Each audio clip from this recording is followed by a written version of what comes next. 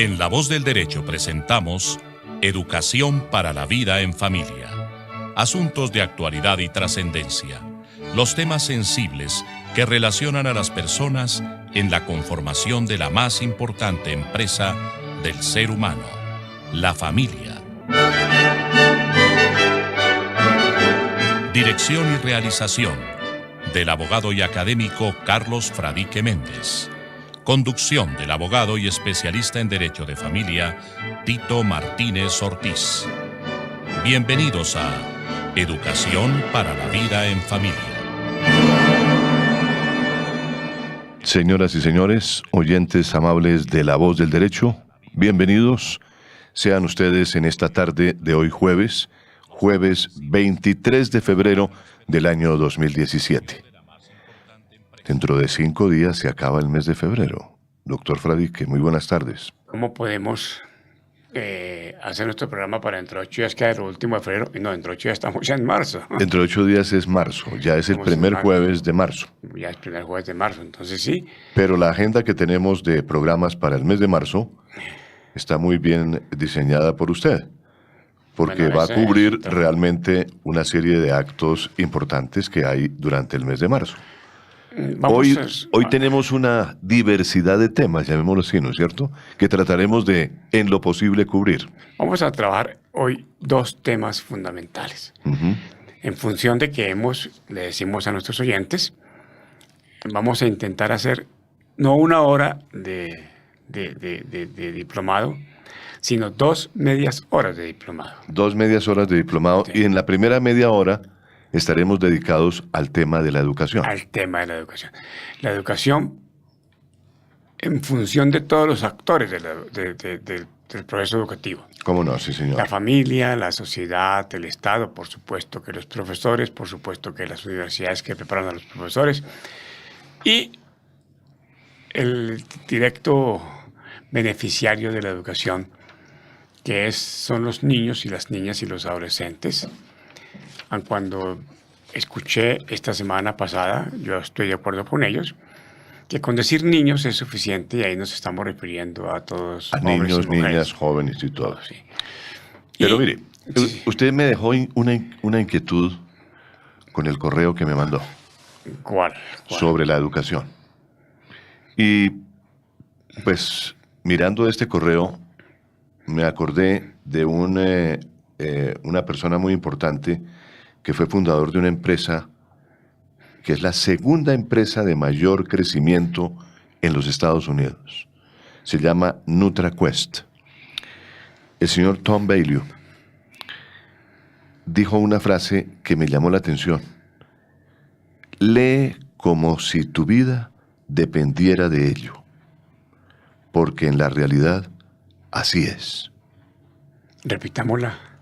¿Qué frase, no? Sí, repitámosla. Él dijo, lee como si tu vida dependiera de ello, porque en la realidad así es.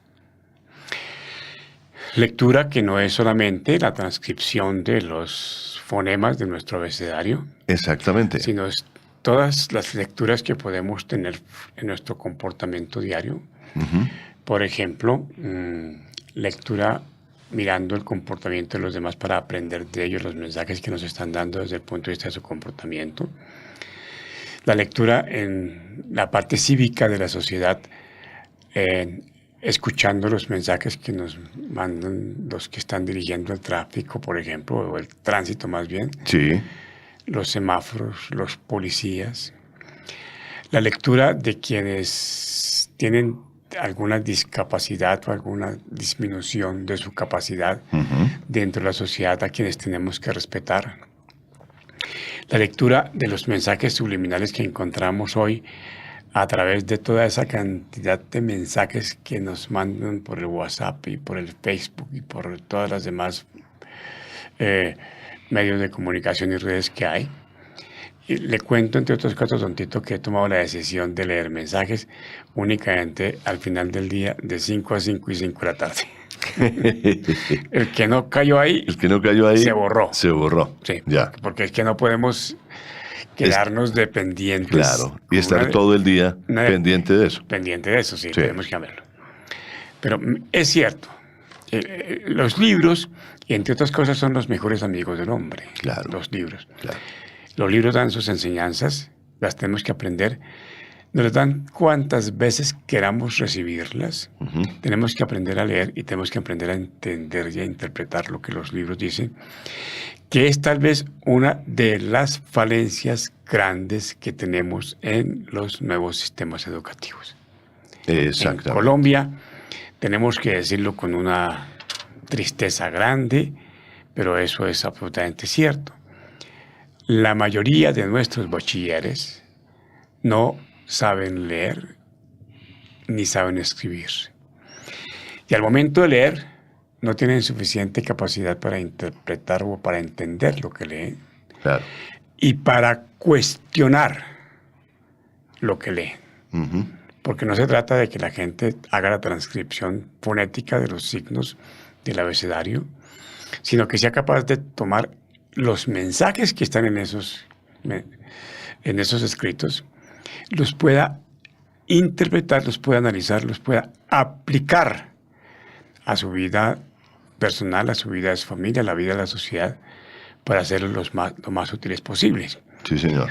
Que es lo que con mucha frecuencia en nuestro área del derecho se llama romper con la escuela de la exégesis, pero sin que perdamos la opción de aprender, de leer, de recordar, de memorizar, porque la memoria es para eso, y la memoria no es la memoria de las 2 gigas que tenga en la parte básica de nuestro computador, Sí. sino las muchas gigas que tenemos en nuestro cerebro, que tenemos que volver a recobrar la utilización de esos cerebros. Claro. En uno de los mensajes que mandaron por WhatsApp, había una pregunta de los niños de ahora y le preguntaban al papá, en tu época, ¿cómo hiciste para utilizar tu computador? Que no teníamos computador. ¿Qué computador utilizaste? Y el papá le dijo, la cabeza, el de la cabeza. Que es un juego de letras que yo he hecho, que es el PC y el CP. El PC, que es el personal computer, Sí. y el CP, que es el cerebro personal. El cerebro personal. ¿Cuál de esos 2 computadores, porque son computadores, tiene mayor capacidad, es más útil y es más inteligente? Pues por supuesto, sin discusión de ninguna naturaleza, el cerebro personal. Porque nosotros vamos almacenando todo lo que... Y nunca jamás tendremos la posibilidad de que eso nos diga, se le está acabando la memoria. Exacto, sí. Nunca más, lo tenemos allá. Una capacidad impresionante. Absolutamente inimaginable cuántas sigas. Además dicen que las personas que son muy inteligentes, que saben mucho, que son enciclopedias andantes, utilizan apenas el 10 o el 15% en la vida de su capacidad de aprendizaje, de su cerebro personal. De tal manera que los sabios se mueren, dicen algunos, con el 80% de su cerebro virgen. Y nosotros, míseros mortales, ¿con qué nos vamos a morir? Casi con todo sin utilizarlo, porque no hemos aprendido eso. Y ese aprendizaje de leer, ese saber leer. Hoy en día, aprender a leer en diferentes lenguajes y desde el punto de vista de la grafía en diferentes lenguas, porque es importante. Hoy ya no es un orgullo que los papás antes sí lo decían, mi hijo habla inglés, mi hijo habla francés, mi hijo habla japonés. Hoy en día la vergüenza es que no lo hable. Eso no es un orgullo. Claro. Es una vergüenza que los hijos de uno no hablen inglés. Sí. Porque es la forma como la competencia del trabajo, la competencia profesional, la competencia de la vida exige que las personas sean capaces de tener el dominio de una lengua diferente y por supuesto que la que predomina en el mundo de los negocios, en el mundo de la ciencia, es el inglés. Mire, doctor Efraín, pero a propósito de la lectura, los resultados de la prueba PISA fueron muy favorables para Colombia. Parece que nos fue mejor esta vez, ¿no? Pues antes ganábamos un peso, ahora ganamos un peso con un centavo. Exactamente. No, pero mire, entre 72 naciones, el país mejoró considerablemente su desempeño en lectura, matemáticas y ciencia. Colombia es uno de los 3 países que mejoraron su desempeño en esas áreas. Los otros 2 son Qatar y Perú. Pues eso lo reciben los críticos de la educación. Sí. Lo reciben con beneficios de inventarios. Porque sucede que en Colombia hemos tenido la experiencia de que la gente la preparan para ese examen. Entonces, así como por ejemplo para el ICFES. Ahorita en el periódico El Tiempo, que lo podemos decir, van a salir unas hojas coleccionables Con preguntas. con preguntas y respuestas para que los estudiantes vayan al ICFES y aprueben. Y seguramente van a sacar buena calificación. Claro. Pero se saben esas hojas, Qué no más. bien. El resto de la ciencia, el resto de la vida, no existe para absolutamente nada. ¿Cómo no? Pero yo Entonces, le conté a usted, por ejemplo, los exámenes de locución hace muchos años cómo eran, ¿no es cierto? Le conté alguna vez. acuérdeme para que la Porque- audiencia lo sepa. Porque en esa época, eso fue antes de la Constitución del 91, que se exigía licencia de locutor. No había en esa época facultades de periodismo, ¿cierto? Sí, Pero sí muy poquito. empezaba, pero muy Pero muy incipiente. poquitas, sí, muy Muy poquitas. incipiente. Digamos que no había facultad de comunicación social. Habían unos cursos que se dictaban y unos seminarios que se dictaban, que eran los mismos, las mismas personas que ejercían el periodismo o que se distinguían como grandes expositores y que iban a dictar conferencias sobre cómo hablar bien en público, etcétera, etcétera. Pero propiamente una facultad como tal no había. Entonces, el Ministerio de Comunicaciones, que así se llamaba antes, ahora se llama de las TIC, ¿no? Facultad de las, Ministerio de las TIC, Tecnología de la Información y las Comunicaciones. Así Quiere es. decir las TIC. Entonces, como teníamos que estar al día, le cambiamos de nombre otra vez al ministerio. Ya era como la 4ª vez que le cambiaban, ¿no? Que se llamó Correos y Telégrafos. Y el Ministerio de las Comunicaciones tenía una oficina especialmente dirigida a las licencias de locutor.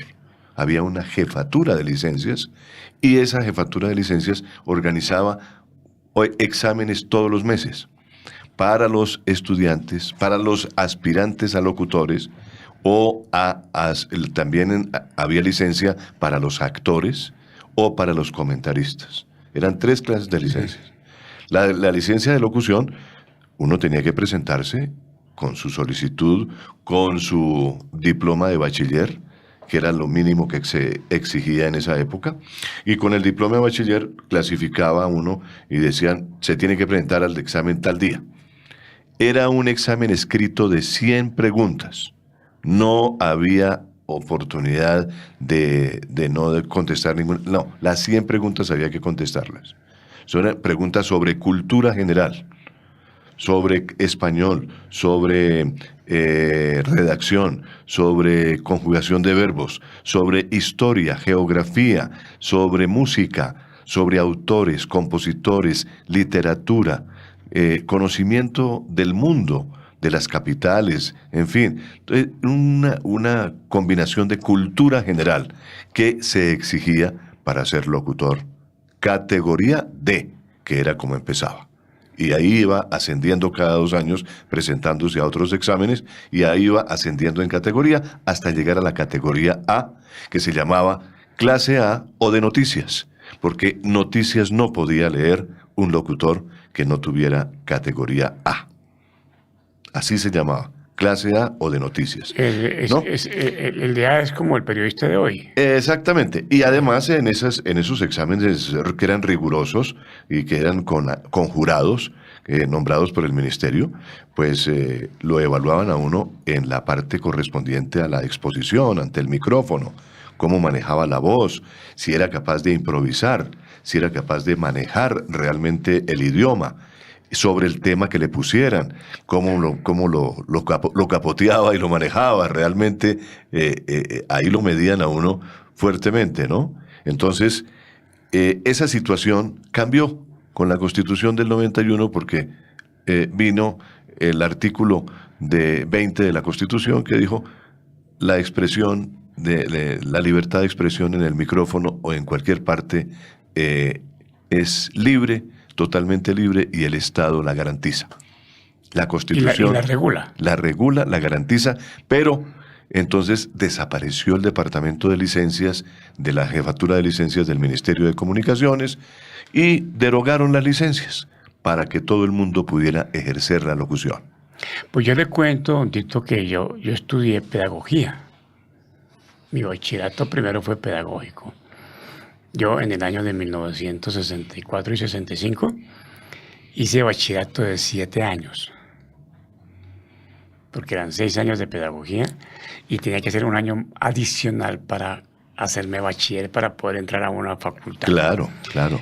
Y estando en sexto de pedagogía, para poder graduarme, y todos teníamos que hacer eso, teníamos que presentar un examen de cultura general, que era una especie de recopilación de todo el bachillerato, toda la materia del bachillerato, pues en temas generales. Y los que lo perdían tenían que repetirlo. El que perdía no podía graduar. No se podía graduar, No. claro. Entonces era un tema, hagamos cuenta de un preparatorio de hoy. Exacto. ¿A usted le tocó la época de los preparatorios? ¿A usted Sí, le tocó? claro. Sí. Yo presenté preparatorio. Entonces tenía uno que coger Claro. una determinada materia y saberla.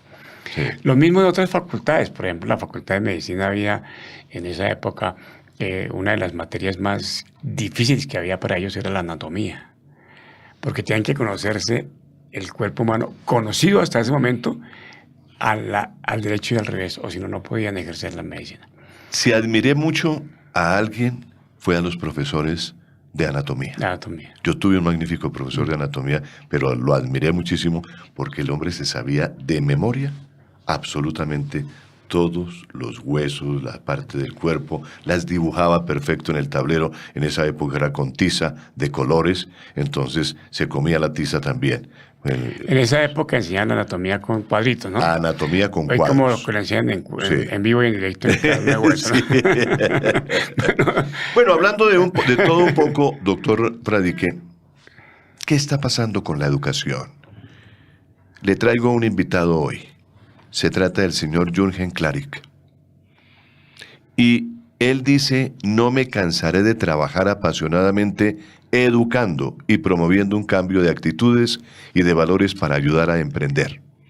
Parece ser que el señor Jürgen Klarik es un hombre filósofo enfocado a que la persona domine el tema que va a exponer, que haya sido preparado antes de sentarse en una mesa a discutir, que haya estudiado el tema, considerando, pues, obviamente, los hechos, y pues él ha encontrado que se ha encontrado entre los 10 mercadólogos más influyentes del mundo. Ha escrito bestsellers de Editorial Planeta. El 2015, sus libros de negocios son siempre los más vendidos en toda librería donde llegaban. Asesora a una docena de empresas líderes en el mundo y por ahora es el divulgador científico de negocios y motivación más leído en español en las redes sociales. Miren ustedes, por ejemplo, recientemente este señor fue nombrado como el Steve Jobs de la educación gracias a su innovación social educativa VIA Lab, la cual en solo 2 años ya es la institución que regala más becas y cursos por Internet en español, además de ser vista por más de 1 millón de personas al año en 35 países, con más de 80 conferencias al año. Él comparte e inspira a miles de personas a lograr más rápido sus objetivos y también a ser mejores personas. ¿Cómo le parece, doctor Fradique? Me parece muy bien. Yo estuve mirando un poco la historia de Jürgen Klarik. Espero que así se pronuncie o que se parezca por lo menos. Que escuche y que no diga que le estamos fusilando su nombre. Y él hace una reflexión importante sobre el papel de la escuela, de los estudiantes y por supuesto que por el papel de los padres de familia en la educación de sus hijos. Sí. ¿Para qué se educa? Para que la persona sea empleado obedezca órdenes de su patrón. O para que sea un hombre persona sea independiente. empresario Empresario. y genere riqueza y haga que el país progrese. Ujú. Entonces él dice que fundamentalmente la escuela de hoy, la mayoría de las escuelas de hoy, hace referencia a un modelo de educación que tiene 200 años y que fue, dice él, organizado conforme a la cultura del antiguo imperial de Prusia, la Gran Alemania que llamaban en esa época. Ujú. Es más un concepto alemán, de concepción alemana, en donde el emperador y los emperadores y los reyes querían tener ejércitos formados, o más bien soldados para sus ejércitos, pero soldados formados con la cultura de obedecer. Ujú. Sabían entender órdenes, las repetían y no podían, pues por supuesto, dentro de la disciplina militar no podían sublevarse ni podían discutir. Entonces, esa era la idea con la educación prusiana, que la gente aprendiera. Por eso, en nuestra época, a muchos profesores no se les podía contradecir porque lo que ellos decían era la verdad. Y si uno se paraba y le decía, profesor, usted está equivocado, tenía la posibilidad de que lo expulsaran en esa época. O por lo menos perdió la materia. O perdía la materia, porque el profesor no se le podía Discutir. Tenemos un audio, lo trabajamos, Sí. y yo creo que es bueno que la audiencia lo escuche. Claro que sí. Y vamos comentándolo poco a poco en función de lo que el señor Jürgen Klarik nos va diciendo. Con la ayuda de Luis Daza, Sí, nuestro Luis. personaje aquí de los controles, que nos ayuda a salir al aire en la emisora La Voz del Derecho, con el sonido perfecto, clarititico, que nos escuchan en Miami, en Australia, en cualquier parte del mundo. Pues aquí lo vamos a escuchar al señor Jürgen Klarik. Digámosle primero a nuestra audiencia que el señor Jürgen Klarik ha recorrido muchos países de América Latina. Ujú.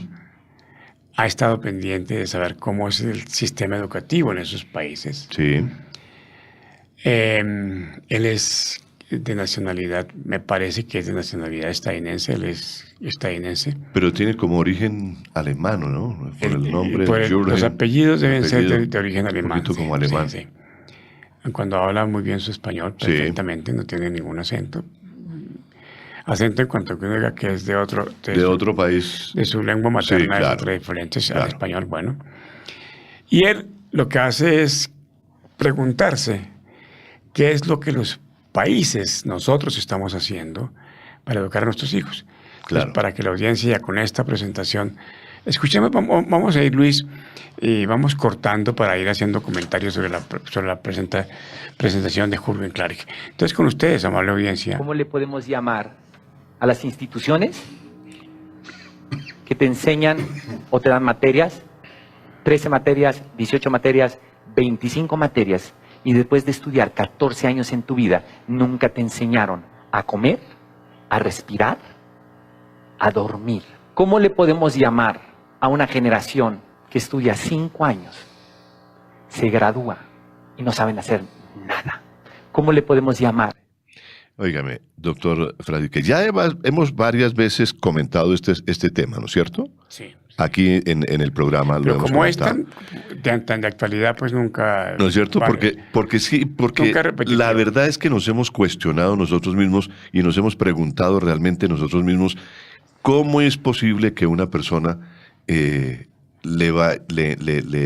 den 18 materias diarias, lo pongan a hacer además tareas en la casa durante 14 años estudiando desde primaria, bachillerato, y llega a la universidad y sigue haciendo trabajos y todo lo imaginable, pero es una persona que sale al mundo laboral y es una persona totalmente neófita Que no sabe hacer nada. en el punto de trabajo. No sabe hacer nada. Exacto. Por eso es por lo que les cuesta dificultad cuando van a conseguir trabajo y le preguntan experiencia, no tengo ninguna, y se quedan todo el tiempo en el trabajo en la experiencia. Exacto. 15 materias, 18 materias, en los 14 o 15 años de estudio que permanecen, es decir, lo que es la primaria, lo que es la secundaria y lo que es el bachillerato. Cuando hay una parte de educación media, que es también es copiado, entre otras cosas, de España, y es copiado de Japón, la parte de la educación media que va hasta el 9º grado, hasta el antiguo 3º bachillerato. Y entonces hasta ahí la educación es obligatoria, pero un niño en esa edad que tendría 14, 15 años, 16 años, con 3 años de bachillerato no aprendí absolutamente nada. Absolutamente Entonces, nada. miremos qué nos sigue diciendo. ¿Qué otra cosa sigue diciendo Clarke? Jürgen Clarke? A una educación que los chicos salen de la preparatoria y ni siquiera saben usar correctamente el Excel. ¿Cómo le podemos llamar a maestros que no les gusta lo que hacen, no les gusta a sus alumnos y no les interesa enseñar con el corazón? ¿Cómo le podemos llamar a instituciones que le enseñan a la semana a un ser humano entre 5 y 8 horas de matemáticas a la semana y les enseñan casi nada de competencias blandas y habilidades prácticas para la vida? ¿Cómo le podemos llamar que el 3% de los maestros en el mundo saben atender una situación de bullying? ¿Cómo le podemos llamar que las calificaciones han demostrado científicamente y psicológicamente que lo único que hace es hacer ciudadanos de primera y ciudadanos de segunda? Yo he escuchado el mensaje y hay una parte en la que no estoy muy de acuerdo cuando eres muy crítico respecto de la enseñanza de las matemáticas. Y lo digo pues porque en mi casa a mí me gustan las matemáticas.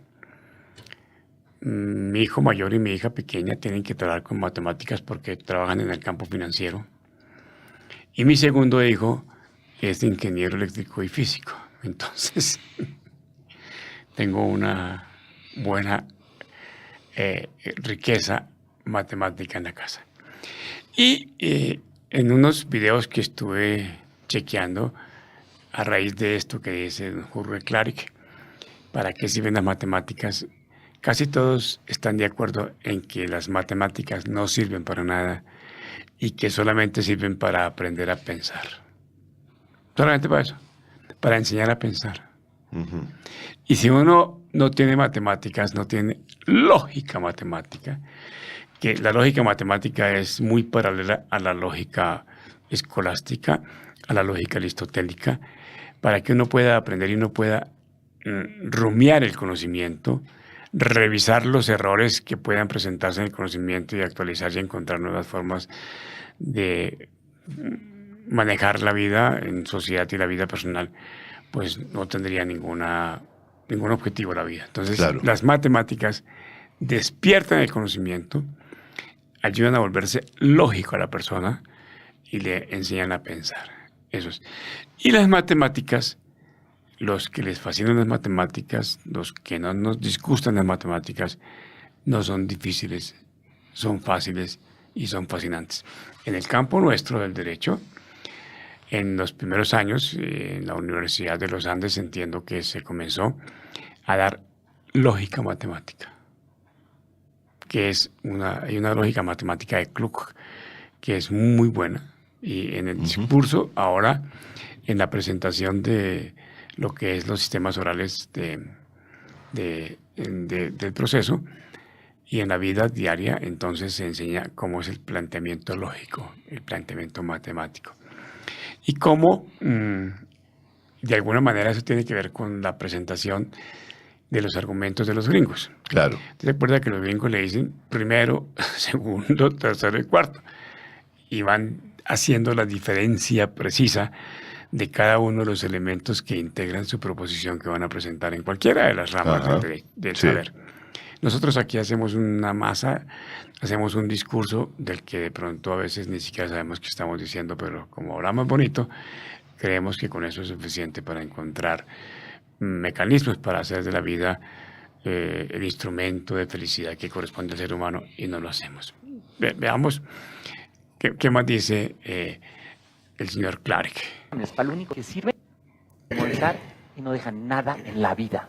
¿Cómo le podemos llamar que un gobierno quiere modificar todas las estructuras sindicales, quiere modificar todos los beneficios de los maestros de un país para cambiar todos sus privilegios, para que el gran empresario llegue y se coma todo el pastel solo? Pónganle un nombre. ¿Y quieren que hable media hora más de lo mismo? ¿Que cómo se quiere llamar?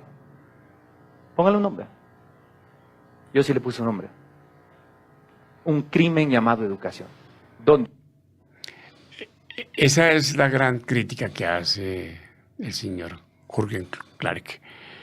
Y es que se prepara al estudiante, se prepara al profesional para que sirva a los empresarios. Entonces, es para ellos. Necesitamos mano de obra que sea capaz de trabajar para nosotros, que sean máquinas productoras de nuestro producto, Claro. pero sin que ellos sepan, simplemente hacerlo, por no saber cuál es la esencia misma de cómo se hace. Y eso lo hacen muchísimas empresas. Algunas empresas de bebidas, por ejemplo, sus empleados saben hacer el tránsito de la materia prima hasta cuando se termina el producto, pero no saben cuáles son los elementos que se le aplican para efectos de que el producto salga con el sabor o con la densidad, Claro. o con el atractivo, con la forma de adicción que pueden tomar esas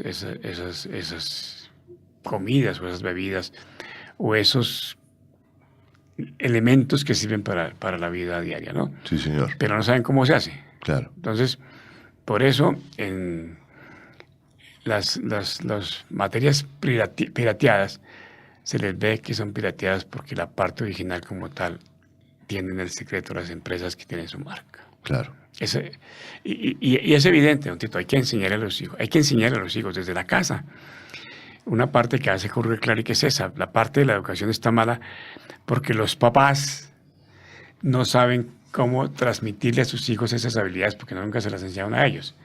Y hoy en día, cuando la familia está integrada por el papá abandonado por la mujer abandonada por el marido, los hijos abandonados por papá y por mamá, y apenas de cuando en vez la presencia de padrastros y madrastras, el tema se nos vuelve mucho más complicado para eso. Sigamos Claro. con el señor Jürgen, don Tito. que me No hay parece. nada más maravillosa que la educación y todos somos responsables de un crimen que está acabando con toda una generación.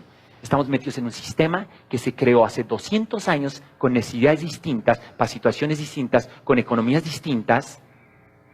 Y hoy estamos en el 2017 con un sistema educativo prusiano de hace 200 años. Y nuestros hijos están saliendo de las escuelas, de las mejores universidades y no saben hacer nada. Eso le llamo un crimen llamado educación.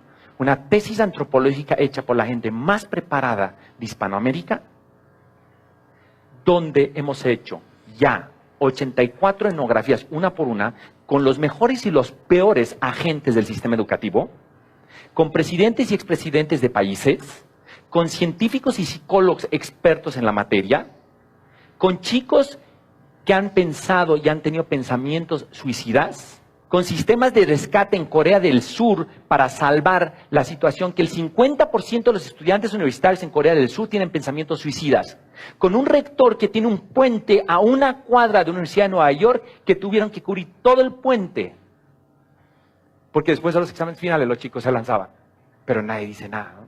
Señores, la Organización Mundial de la Salud tiene detectado 1.200 suicidios al año por el maldito sistema educativo.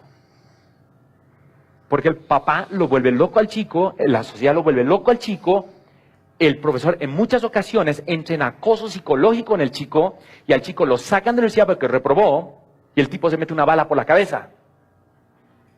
Señores, cuando vean el documental, van a ver un centro de rescate de estudiantes suicidas en Corea del Sur. ¿Cómo le parece, don Bueno. Tito, esto? A ver. Es un planteamiento y una visión que él tiene de la educación. Él dice fundamentalmente que eso es lo que está pasando en varios países de Latinoamérica y pues ha criticado muy fuertemente, por ejemplo, la educación de México. Dentro de los países latinos, tal vez el que más crítica recibió más fuerte fue la de México.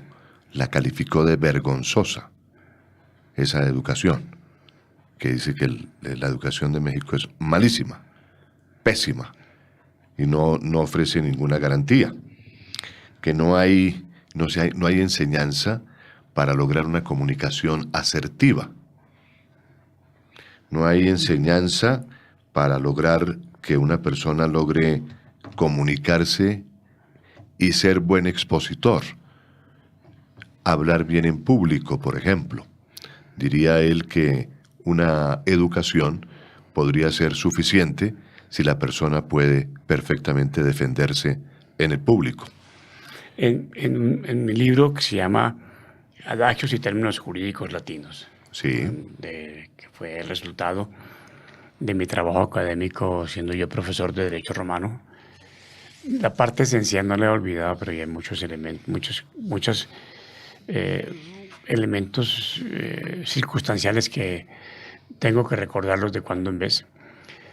Dice, la sentencia latina dice, non schola sed vita dicimus, que en una traducción muy amplia dice, no educamos para la escuela, sino que educamos para la vida. Y esto es parte de lo que está diciendo de pronto Jürgen Clark. exacto. Tenemos que educar es para la vida, Sí, no para que la persona pueda presentar un examen y pase el examen en su escuela y después de salir de la escuela se enfrente a la sociedad y no sepa hacer nada. exactamente. Él dice no se va a hacer nada, pero yo creo que es en el sentido de que no es autosuficiente la persona, sino que tiene que depender de un empleo, de un trabajo. Y el día que no tenga empleo, el día que no tenga trabajo, ese día no come porque no sabe hacer ninguna otra cosa. Claro. Esa es la parte que me parece interesante en la parte que estamos escuchando de Jürgen. Y sigamos, Luis, por favor. Creo que ahí Todos se los terminó, días Luis. No, Ah, no. a decir que somos profesores, que somos maestros y que estamos enseñando a una generación. Señores, el problema es demasiado serio, ¿no? No hay un problema más serio en la humanidad que ese, ¿no? La educación es la única forma de acabar con la pobreza, con la falta de prosperidad y con la maldita corrupción. Este país está hundido en corrupción por problemas educativos. Luis, por favor, repitamos ese pedacito que me parece... Es muy que interesante fundamental. lo que dice, ¿no? Repitamos lo que me parece que es fundamental. La educación es la única forma de acabar con la pobreza, con la falta de prosperidad y con la maldita corrupción. Este país está hundido en corrupción por problemas educativos. Estuve en 14 países estudiando con antropólogos y psicólogos, con toda esta gente, y les voy a decir una cosa.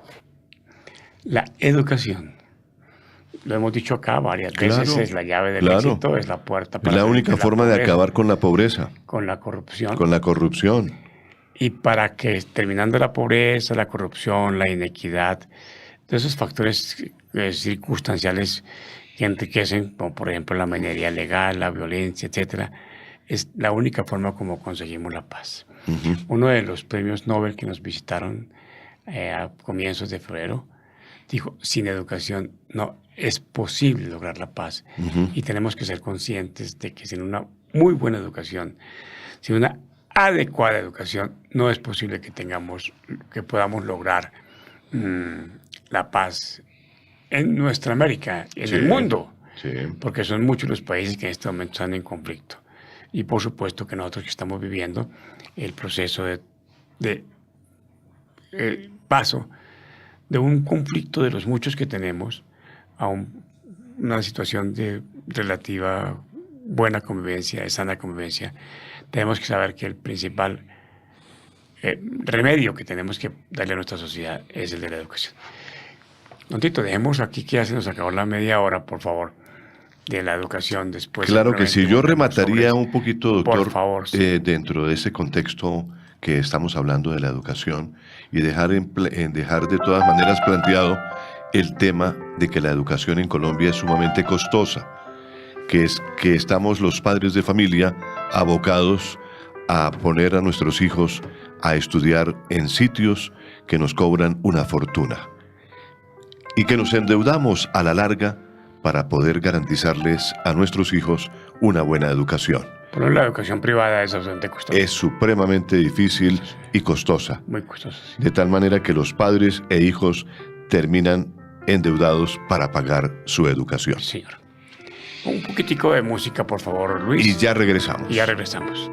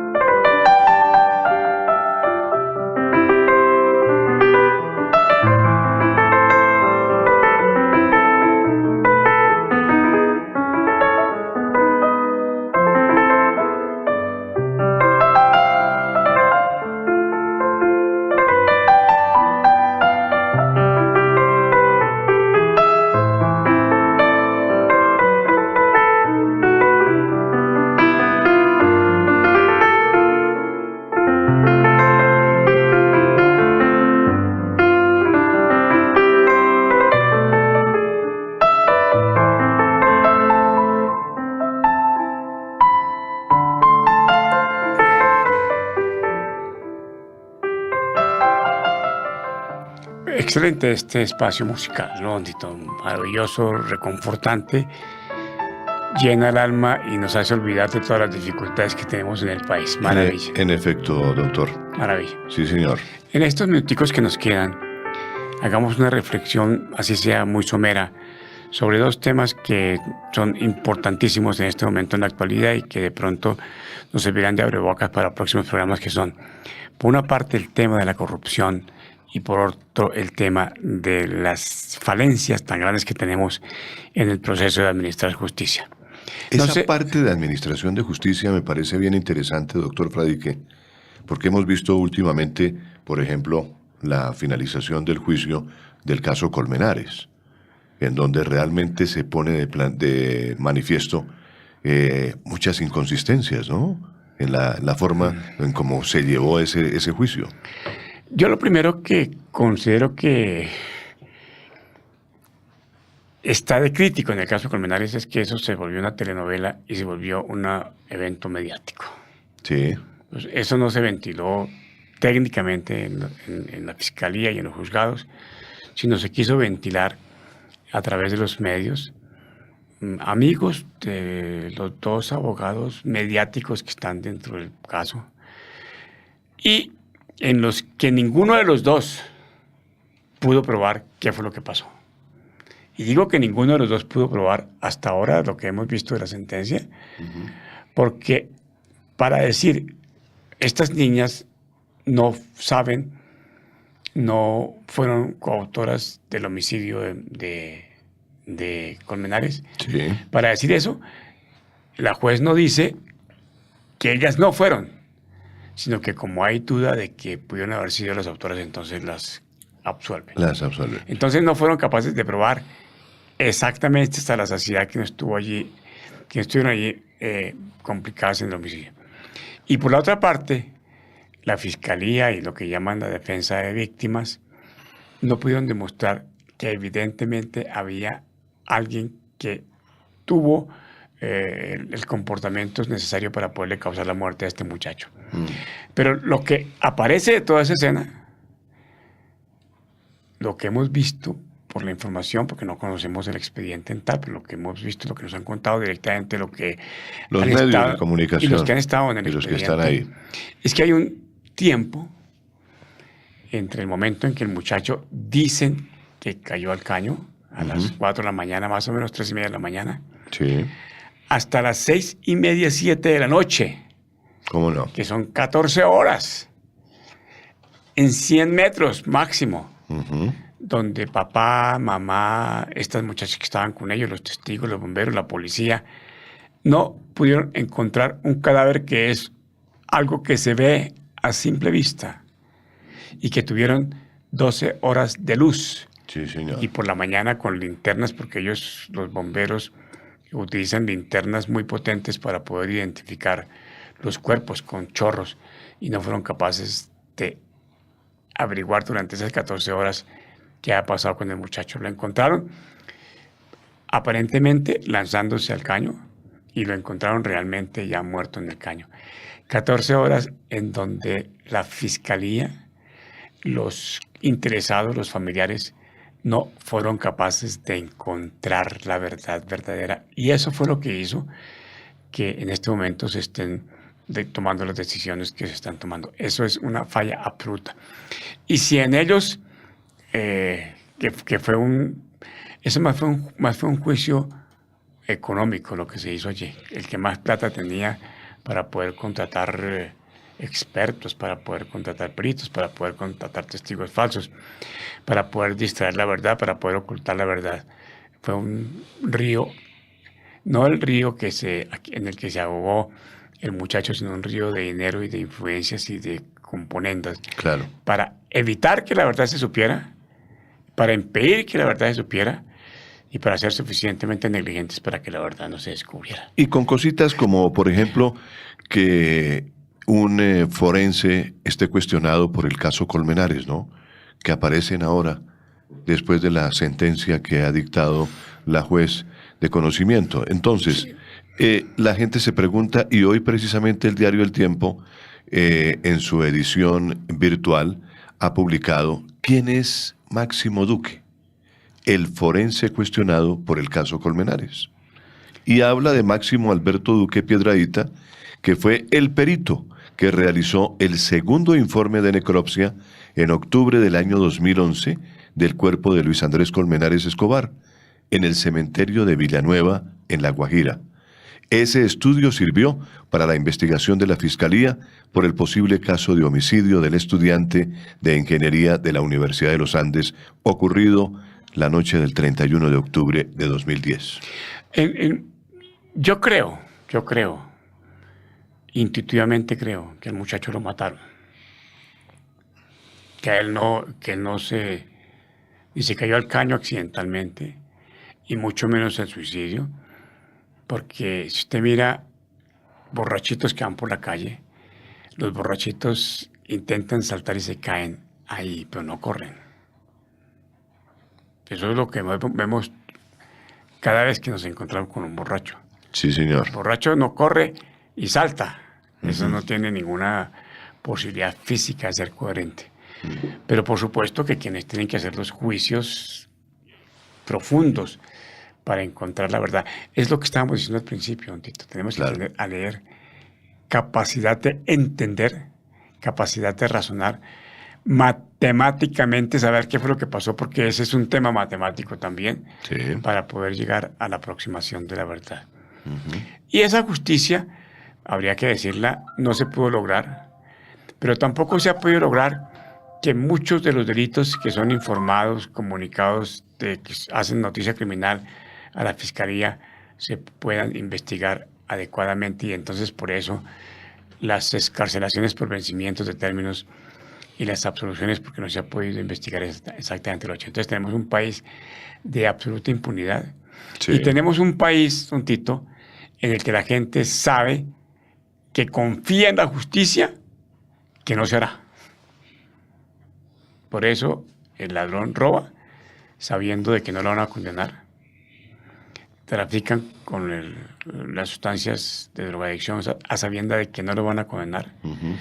Están repartiendo dosis de microtráfico en los colegios, en las puertas del colegio, donde salen los profesores, salen los niños, y están los policías vigilando que los niños salgan, y ellos no son detectados ni los van a condenar.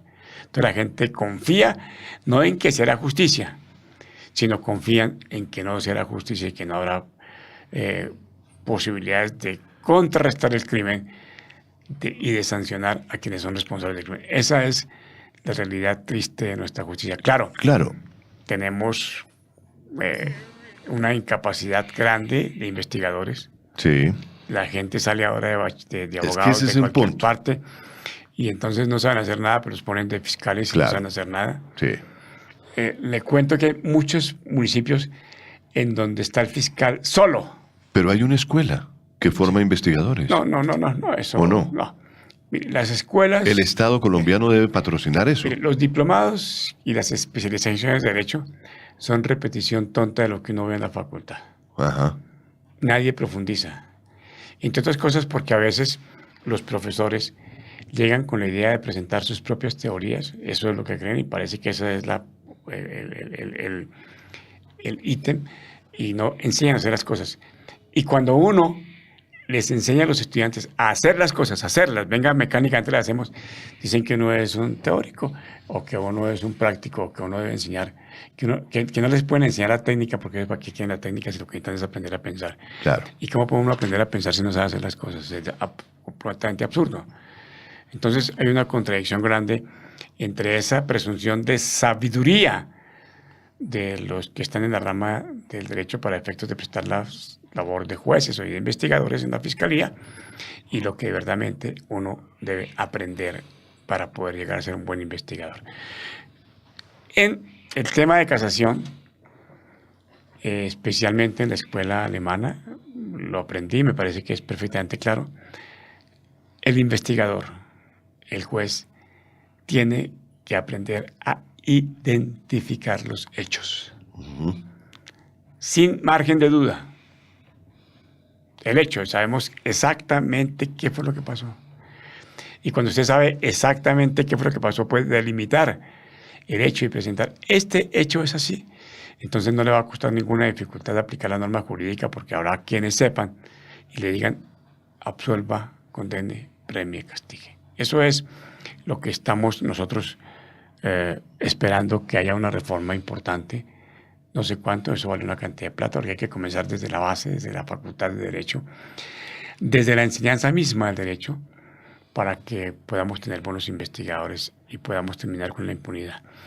Además, acaba de pronunciarse una ley, yo todavía no la conozco, la ley de pequeñas causas, donde va a haber una investigación casi que por privados, con defensores privados, con jueces privados, para esos delitos que llaman delitos pequeños, los robos, las lesiones personales que pueden ser fácilmente sanables. Y está dentro de eso un campo especial que son los delitos de inasistencia alimentaria para el campo de la familia, que nos vamos a tener que estudiar el tema. Todavía no lo planteamos porque no tengo suficiente información, entonces me atrevo a dar luces que no son correctas. Lo haremos en un programa especial para que rápidamente se pueda encontrar una solución. Claro que sí. Y la otra solución que plantean en la parte de la justicia es el tema de la conciliación. Entonces la gente la llama, concilien, pónganse de acuerdo, le dicen que un pleito es una situación muy dolorosa y evidentemente lo es, que por qué van a presentarse situaciones de carácter privado ante el público, ante los jueces, y entonces ahí paran el tema de la investigación y la gente concilia. Con unas conciliaciones absolutamente antitécnicas, porque no dicen nada. Por ejemplo, acuerdan los alimentos, usted va a dar 2 mudas de ropa al año. ¿Y qué son 2 mudas de ropa? ¿Cómo están constituidas las mudas de ropa? ¿Qué tipo? ¿Cuándo las van a dar? ¿Cuánto pueden valer? Absolutamente nada. Y tiene la idea de que usted paga el 50%, usted paga el 50%, y que es el 50% de que hay quien poner los valores. Y eso lo acordaron, y por supuesto que cuando van a cumplir con la obligación alimentaria, cada acuerdo para llegar a saber que es el 50% es un conflicto. Claro. Entonces lo que hacen es generar más y más conflictos sin que las obligaciones queden suficientemente claras. Y lo mismo sucede con muchos casos de carácter policivo, por ejemplo. ¿Cómo no? Muchos casos de riñas. Entonces, no, ustedes firmen aquí una caución de buen ejemplo. Y la gente sale, pues bueno, evitando que las personas los vean, y pueden terminar eso en riñas, agresiones, lesiones y hasta muerte. Esa es parte de la falencia grave que tenemos en la administración de justicia. Eso. Lo otro es que los jueces tienen 2 o 3 asesores que ellos creen que tienen administrar justicia, se creen dioses, hacen lo que vulgarmente hacen lo que les viene en gana. Dentro del mismo juzgado. Por supuesto. Y entonces no hay ninguna posibilidad de que las acciones judiciales tiendan a dar una administración de justicia correcta. Eso es lo que pasa. Ahora, la gente que es sujeto de un delito no denuncia porque no cree en la efectividad de la justicia. Muchas de las denuncias no se presentan porque no creen en la efectividad de la justicia. Ahora en este momento tenemos, no alcanza el tiempo para que lo planteemos, pero digámoslo, tenemos una especie de boom de denuncias cuando los niños son los sujetos pasivos del delito. Niños que son maltratados, niños que son abusados, niños que son tomados como instrumento para la prostitución, niños que son tomados como instrumento para cometer el robo. Claro. Y últimamente niños que son abusados sexualmente o que son violados sexualmente. Y entonces buscamos los casos más mediáticos. Los demás no son importantes y quedan con los casos mediáticos. Sí, señor. Para efectos de poder denigrar de alguien. Que fue justamente el caso que se pasó con el padre Mazo en la arquidiócesis de Cali. Sí. Y el obispo, no me acuerdo cómo se llama el obispo. Monseñor Duarte, creo que se llama. Duarte en Cali, ¿no? Y ahora pues entonces le dicen a la iglesia, diga que usted es responsable. Entonces Rubén Salazar, el cardenal. El cardenal dice, sí, no he visto el texto, pues por supuesto, dice, sí, se cometió el delito, pero ahí hay un tema que me parece que es repugnante, don Tito. Y lo voy a decir y lo planteo así. El niño es la víctima. Claro. Y después de que saben que el niño es la víctima, aparece el papá que nunca le ha dado nada, que lo tenía olvidado, A reclamar. a decir que él sufre perjuicios morales. Claro. O sufre la hermana con la que no se conoce para decir que él sufre perjuicios morales. Indudablemente. Con el fin de que le indemnicen y le den plata. Entonces, Claro. mandan el niño, porque a veces sucede eso, Mm. para que él sirva de carnada, Sí. con el fin de que después se pueda presentar la denuncia, se pueda chantajear y se pueda sacar un dinero. Entonces, al niño lo vuelven sujeto de delito para que ellos puedan convertirse en receptores de ganancias. Esa es, no son todos los casos, por supuesto, Sí, no son. pero en la mayoría de los casos a nivel Claro. popular eso se presenta. Muy bien. Se nos acaba el tiempo, Luis. Se nos acaba el tiempo. Luis Bueno. Daza nos está avisando ya con la música que estamos terminando el tiempo de este programa.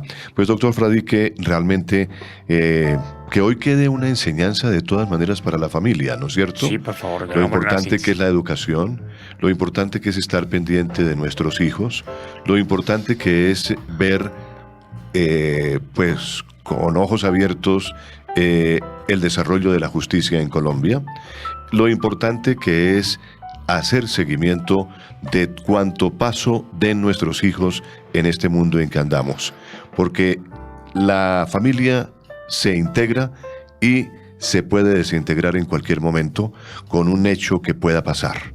Y ahí lo vemos, por ejemplo, en esa forma como murió este muchacho y llegó a un juicio en donde realmente se vieron tantas cosas y se analizaron tantas cosas que finalmente una juez llega y decide que no hay culpabilidad y absuelve a 2 personas que estaban involucradas en el hecho. Pero bien, todo eso para terminar nuestro espacio de educación para la vida en familia y desearles a todos nuestros oyentes mucha paz, mucha concordia, mucho amor en sus hogares, que ojalá nos acompañen también con esa paz el próximo jueves. Comenzamos el mes de marzo y les anunciamos que el tema fundamental del mes de marzo va a ser la mujer. Carlos Fradique Méndez y Tito Martínez Ortiz, les deseamos mucha felicidad a toda nuestra audiencia y los esperamos para la próxima vez, el jueves a las 6 en punto de la tarde.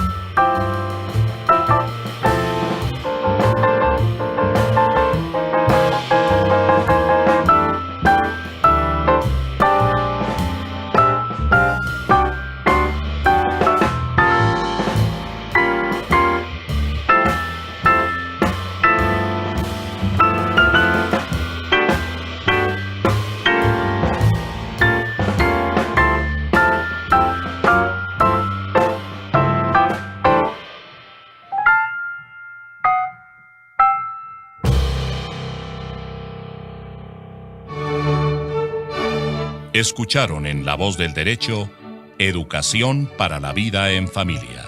Asuntos de actualidad y trascendencia. Los temas sensibles que relacionan a las personas en la conformación de la más importante empresa del ser humano, la familia. Dirección y realización del abogado y académico Carlos Fradique Méndez. Conducción del abogado y especialista en Derecho de Familia, Tito Martínez Ortiz. Educación para la vida en familia. Hasta pronto.